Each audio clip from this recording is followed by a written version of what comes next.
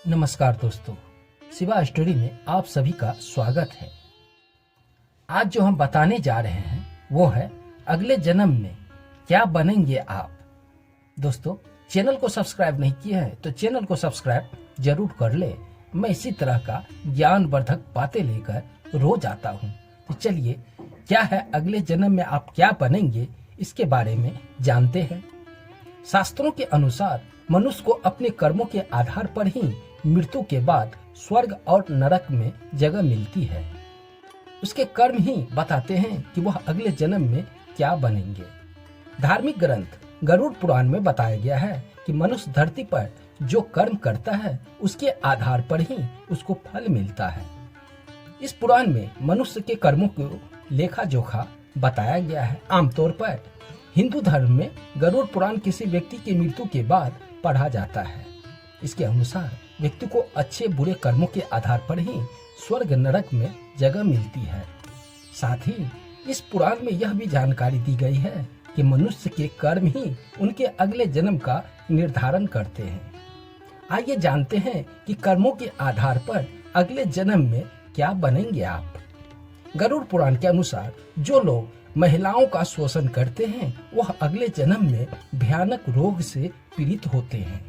इसके अलावा प्राकृतिक रूप से संबंध बनाने वाले लोग अगले जन्म में नपुंसक बनते हैं। गरुड़ पुराण के मुताबिक जो व्यक्ति जीवन भर किसी को छल कपट और धोखा देता है वह व्यक्ति अगले जन्म में उल्लू बनता है। वही किसी व्यक्ति की झूठी गवाही देने वाला मनुष्य अगले जन्म में अंधा बनकर पैदा होता है। जो व्यक्ति लूटपाट, जानवरों को सताना और शिकार करके अपने परिवार का पालन पोषण करता है उसे अगले जन्म में किसी कसाई के हाथों मृत्यु प्राप्त होती है, यानी कि वह जानवर का जन्म लेता है। गरुड़ पुराण में बताया गया है कि जो व्यक्ति अपने माता पिता और भाई बहन को प्रताड़ित करता है उसे जन्म तो मिलता है लेकिन उसकी मृत्यु गर्भ में ही हो जाती है और वह धरती पर नहीं आता है।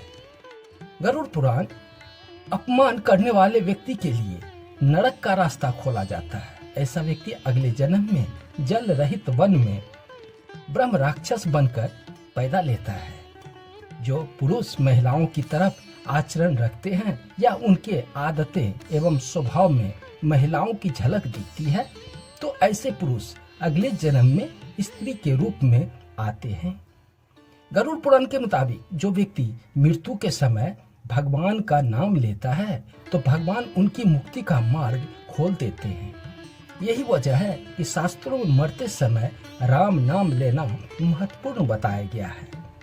जो मनुष्य स्त्री की हत्या, गर्भपात या गाय की हत्या करता है वह अगले जन्म में मूर्ख और कुबड़ा बनकर पैदा लेता है। दोस्तों, ये सारी बात पसंद आई हो तो चैनल को सब्सक्राइब जरूर कर ले। मैं इसी तरह का ज्ञानवर्धक बातें लेकर